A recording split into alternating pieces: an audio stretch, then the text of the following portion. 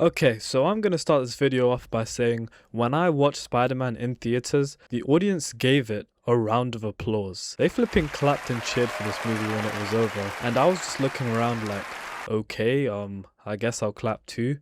Now, you guys are probably thinking that I'm gonna slander this movie by saying how I feel like the stakes were undercut compared to the previous movies, or how the story was nothing like the good old Sam Raimi films that made my childhood, or maybe even shitting on the fact that Jean Grey was the villain in this film. And while all that is true, partially, there are also a lot of good weird things about this film that maybe even made it the best Spider-Man movie I've ever seen. And so if you're new around here, hi again, I'm Shahir, and let's talk about Spider-Man Brand New Day. One of the main reasons why Spider-Man is so popular is because of the relatability of his character, and this movie really pushes this side of the narrative the most. Now that he no longer has any connections to any of the Avengers or Tony Stark, rest in peace, or anyone actually, he is completely alone and has to chill in an asbestos-filled apartment. And personally, I felt this movie had no choice but to go down this direction, considering we haven't really seen much of the real struggle of Spider-Man, which is the unbearable weight of the responsibility he has. Up until this moment, his friends and everyone else gave the movies sort of an upbeat nature. But in this movie, all of that is gone. Spider-Man is all alone. And it's that quietness and being so absorbed by Spider-Man and his role that's just so relatable to a lot of people. It was actually very reminiscent of Spider-Man 2 with Tobey Maguire, but we don't really see any day-to-day aspects of Peter's life because he's just the spider. He quite literally has nothing else going on in his life, and he probably doesn't want anything else going on. So I guess you could say this aspect of the film felt a bit weird. Certainly different to all the other Tom Holland Spider-Man movies we've had so far. But shifting focus, one thing I found also weird is how the stakes never feel high in this movie until the very end of the film, when Jean Grey straight up just goes berserk. Now I guess you could say that does tie in with a lot of the older Spider-Man films, where the villain and the problem sort of have a slow burn to it.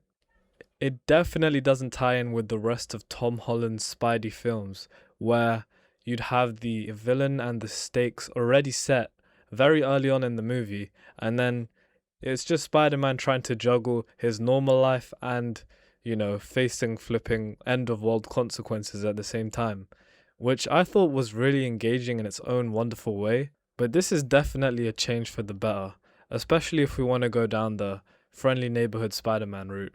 And honestly, this isn't even me being picky. A bunch of critics and people online said the exact same thing. They really didn't need to hide the villain in Brand New Day. The argument is that by keeping Jean's identity secret for so long, the movie kind of trades away momentum it had already built in the first half, just so it can hit you with a twist reveal. And I totally get that criticism. For a solid chunk of this film, you're watching Peter deal with grief and loneliness and a random shadowy mind-controlling entity that barely feels connected to anything Marvel related. And then it's suddenly, oh, this is actually Jean Grey. And also, the X-Men are canon in this universe now. What the fuck is going on here? Good shit, Marvel. We can clearly see the build-up for Doomsday. But here's the thing that's kind of wild to me. Even with that pacing complaint, when you actually look at how people reacted once they knew who Jean was, a lot of them ended up loving her anyway. Like genuinely coming around on a character that, on paper, sounds like the laziest possible twist. Turns out she's not out here trying to take over the world or whatever. She's tearing through damage control because she's trying to find and save her sister. That one motivation reframes basically everything she does in the third act. Although one thing I will say is, why does the fact that she straight up killed or injured loads of innocent people just get brushed off?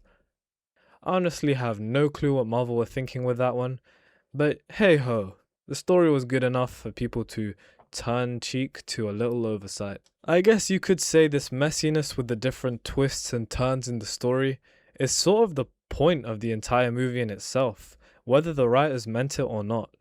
Think about the title for a second. Brand New Day. Peter didn't choose this reset. At the end of No Way Home, remember when he asked Doctor Strange to erase him from everyone's memory to save the multiverse? That wasn't a choice, that was a necessity. MJ doesn't remember him, Ned doesn't remember him, nobody does.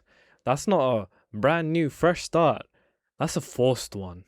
He got disconnected from his own life. So when the movie shows him watching MJ move on with someone new from a distance, unable to say anything, that's not just a sad scene for the sake of being sad, or heavy rage bait. That's the entire point of the film sitting right there in front of you. He is completely and totally starting over, alone, and he didn't even get a say in it. That's also, I think, exactly why the isolation angle hits so hard with the audiences. There's this one YouTube comment under the trailer that blew up. Something along the lines of, you know it's going to be peak when it's depressed Spider-Man. And it basically became a meme in its own right.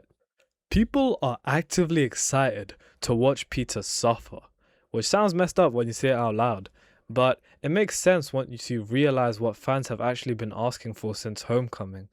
A huge chunk of the fanbase has been saying for years that MCU Spider-Man got too big, too tied to Stark Tech and multiverse nonsense, and lost that street-level friendly neighborhood version of the character that made the Raimi films so beloved in the first place.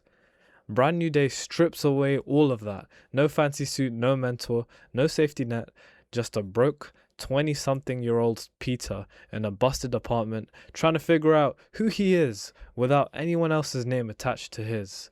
And you know, people clearly felt that, because the reaction out of screenings was not subtle.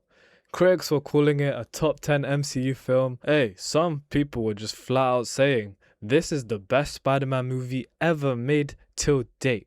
So they're basically giving it the highest compliment this fanbase can hand out. That's the same energy as the applause I got clowned into joining at my own screening. People weren't clapping because the plot was airtight. They were clapping because it finally felt like Spider-Man again. The movie spends the entire runtime insisting that Peter has nothing left from his old life. You know, no Avengers, no mentor, all of that stuff.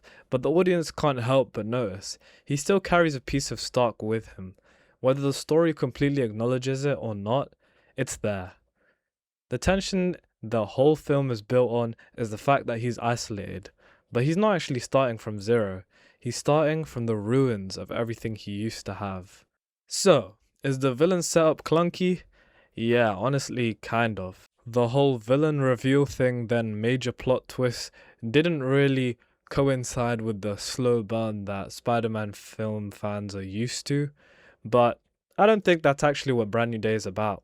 This isn't a villain movie, it's a movie about what's left of a person after everyone who used to know them forgets they exist. And the big question is, will he let anyone back in his life before he loses himself completely in the mask?